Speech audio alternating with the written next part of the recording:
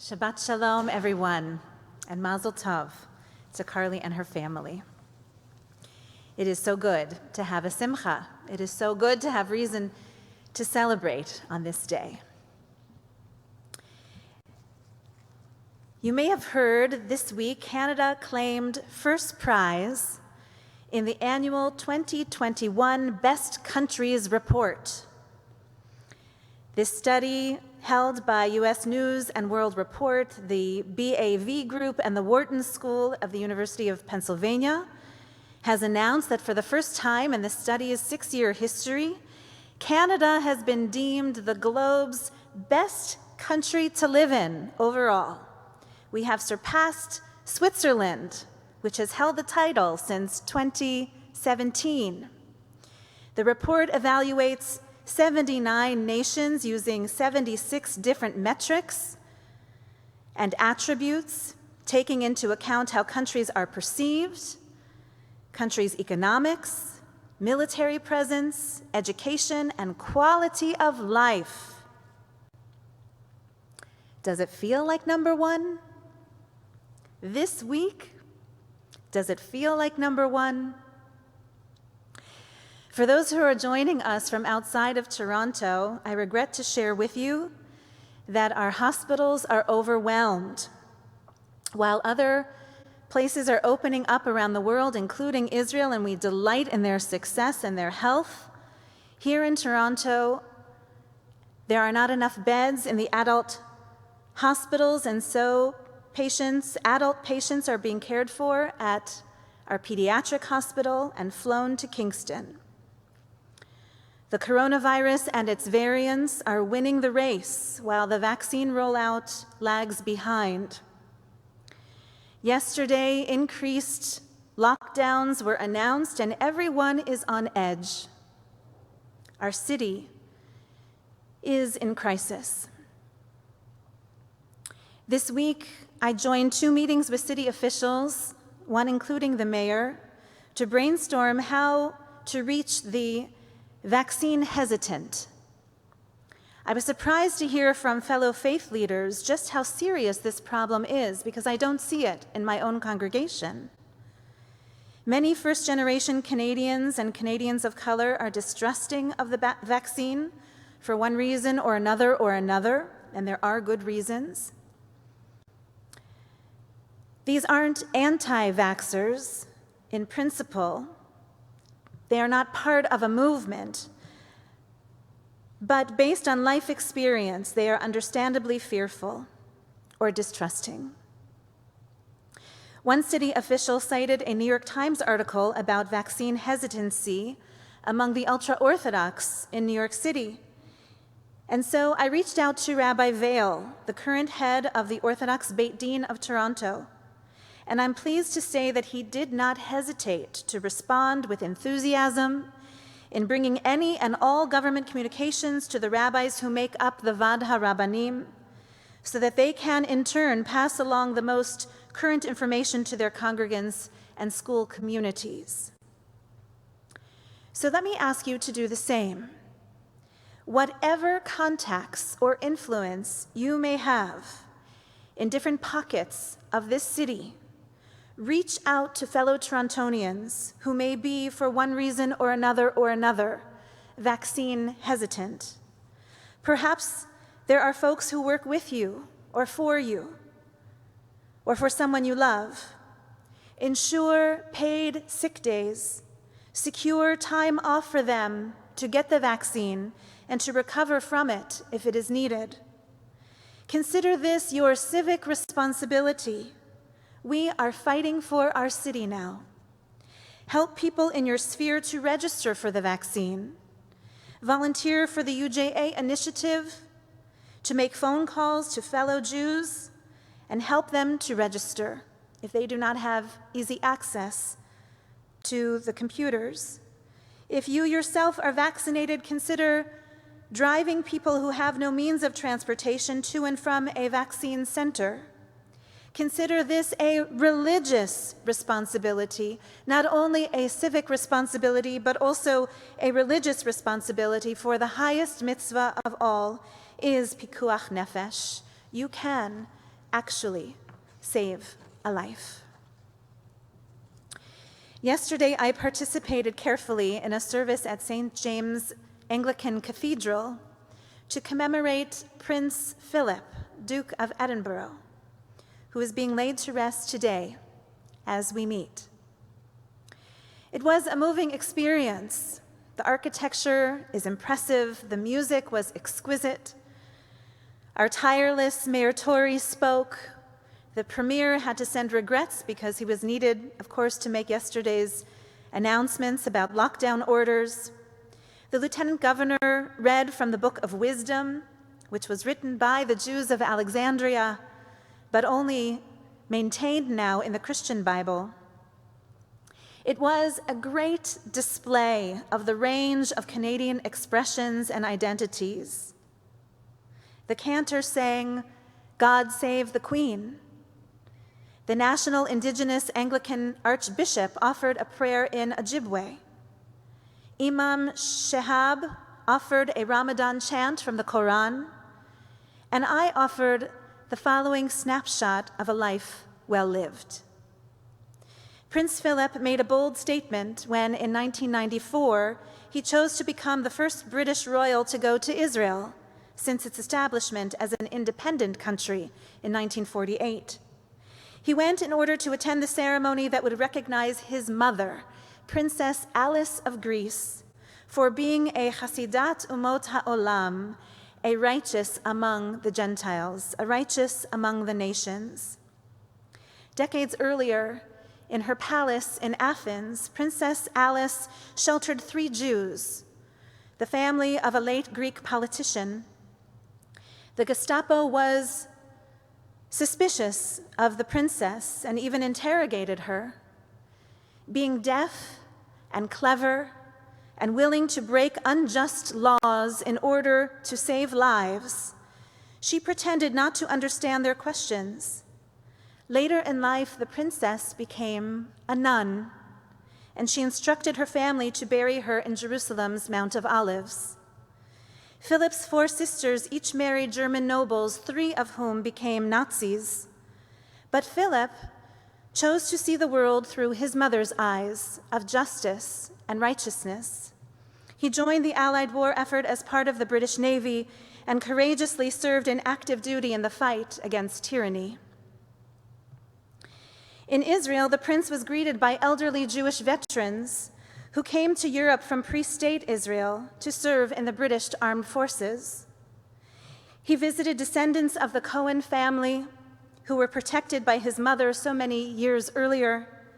He planted a maple tree in memory of his mother in the gardens of Jerusalem's Yad Vashem, the Holocaust Memorial Museum. And in the visitor's book, Prince Philip wrote simply, "God brings everything we do to judgment."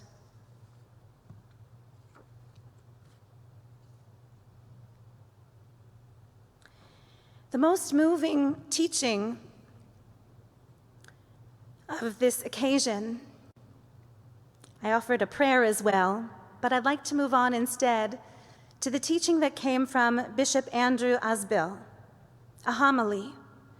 He began with "Once upon a time" and "Happily ever after," and he spoke about a prince who was tall and handsome and brave, all true about Prince Philip. And then he spoke about a man, a human being of flesh and blood, who was not perfect and who dutifully walked behind the Queen. I'd like to lift up this character trait for our reflection today. What does it mean to walk behind another? What does it mean to walk behind those you love? What does it mean to walk behind those you respect? What does it mean to walk behind those who need your care, your protection? At their 50th wedding anniversary, the Queen referred to Prince Philip as her security and her stay. In the Noah story, This biblical character is described as walking faithfully with God. Et ha-Elohim hithalech Noach. And the prophet Micah instructs, what does the eternal God require of you? Only to do justice, to love kindness, and to walk humbly with God. Hatznei lechet im ha-Elohim, walk with your God. What does it mean to walk with God? To be a partner, hand in hand, so to speak, or marching shoulder to shoulder, as it were, pursuing a common goal together in relationship with one another. How do we walk with our God in pandemic? By getting the vaccine as soon as we are eligible, without hesitation. By taking mental health care seriously and keeping a special watch on our children and our young adults. Take them seriously. By writing to city officials and to MPPs to ensure that the vaccine rollout is just and equitable, and that the city's frontline workers are protected from harm. By writing notes of gratitude to our doctors and our nurses, write personal notes of thanks. And of course, by being generous and donating to causes that support our healthcare system that is on its knees, and support those who are falling through the cracks. In Deuteronomy, it is written more than once that we should not walk with God, but rather to walk in God's ways, lalechet bechol derachav. And now, O people Israel, what does Adonai your God demand of you? Only this, to revere Adonai your God and to walk in God's paths, to love God, to serve God with your heart and soul, keeping God's commandments and laws, which I enjoin you this day, for your good. To walk in God's ways is to follow behind God. To walk behind God in order to emulate God's deeds. Just as God clothed Adam and Eve in the Garden of Eden, our rabbis teach, so must we provide clothing for the poor, for the cold, and dignity to the poor. Just as God visited Abraham when he was sick, so must we visit the sick, in healthy ways, of course. And just as God buried Moses on Mount Nebo, so must we ensure a proper burial for the dead, even now. This is how we walk behind God, by our deeds. God takes the lead. God is the divine exemplar of compassion and justice, and we are called upon to navigate the hurdles of this world in God's wake, so to speak. So how do we walk behind God in pandemic? I want to reinforce the message that Rabbi Goodman gave in introduction to the Haftarah. It's with humility. To walk behind God means to walk humbly, knowing that we are not God, that we are only human, that our lives are short against the backdrop of God's infinity.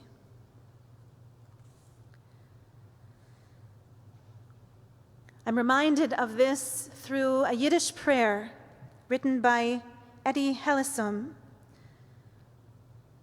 whose life was struck by the Holocaust. She wrote, "O God, take me by the hand, and I shall follow behind you dutifully, and I shall not resist too much. I shall evade none of the tempests life has in store for me. I shall try to face it all as best I can. But now and then, grant me a short respite. I shall never again assume in my innocence that any peace that may come my way will be eternal. I shall accept all the inevitable tumult and struggle. I delight in warmth and security, but I shall not rebel if I have to suffer in the cold, should you so decree. I shall follow behind you wherever your hand leads me, and I shall try not to be afraid. I shall try to spread some of my warmth and my genuine love for others wherever you take me. And there is yet a third model.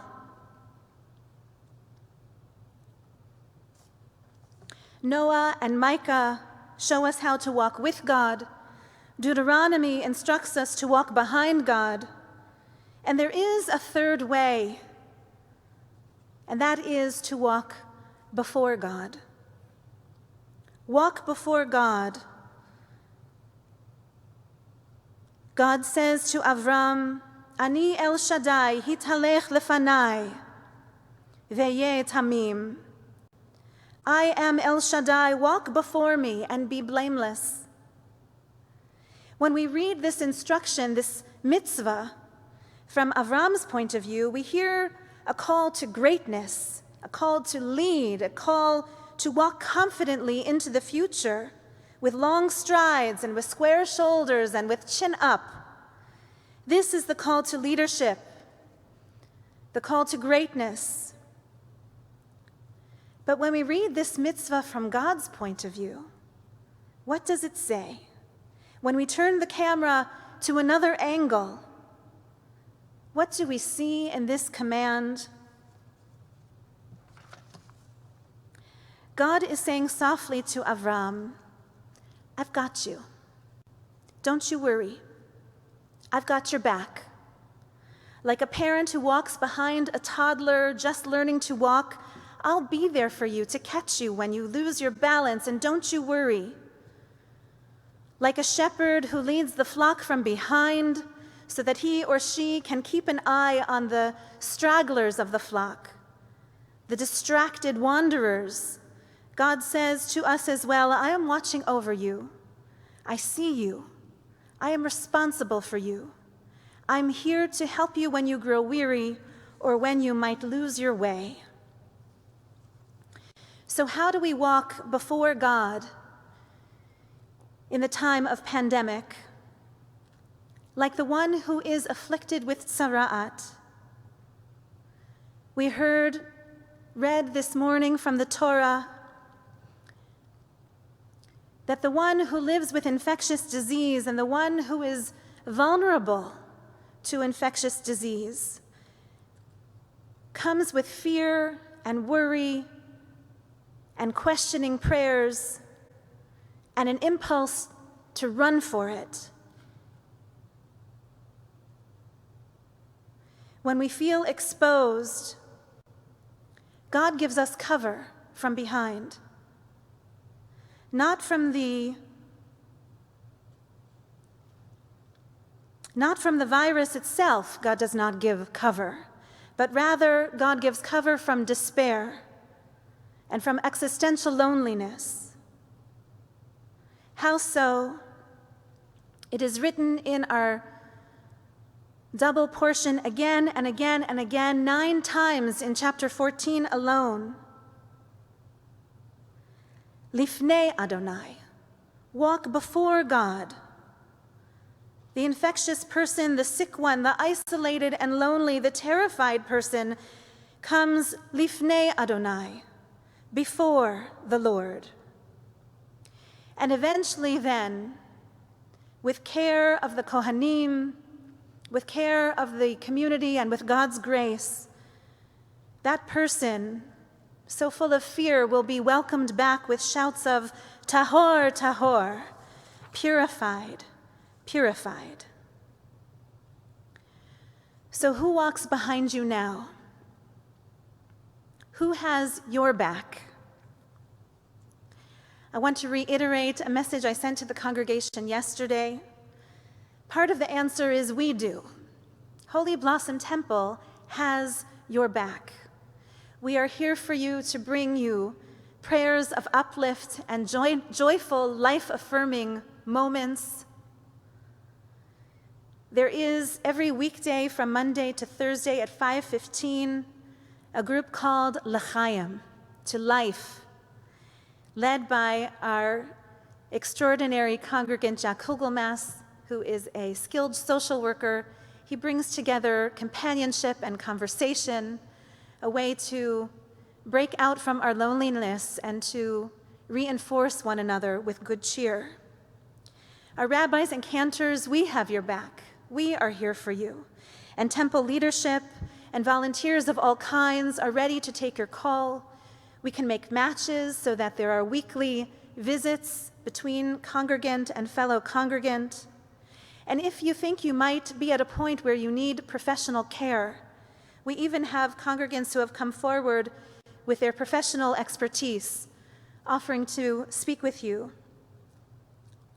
And Wednesday evening at 6 o'clock, your rabbis and cantors have decided spontaneously after yesterday's announcement that we will be holding a healing service, 6 p.m. this Wednesday evening. Please do join us. You might not even know you need it until you get there. But with prayer and poetry and melody of music, we will find strength in one another. Baruch atah Adonai Eloheinu melech haolam, rofei hacholim. Praised are you, Adonai, our God, ruler of the universe. You are the healer of the sick, and you are the one who binds our wounds with strength and with compassion. Shabbat Shalom.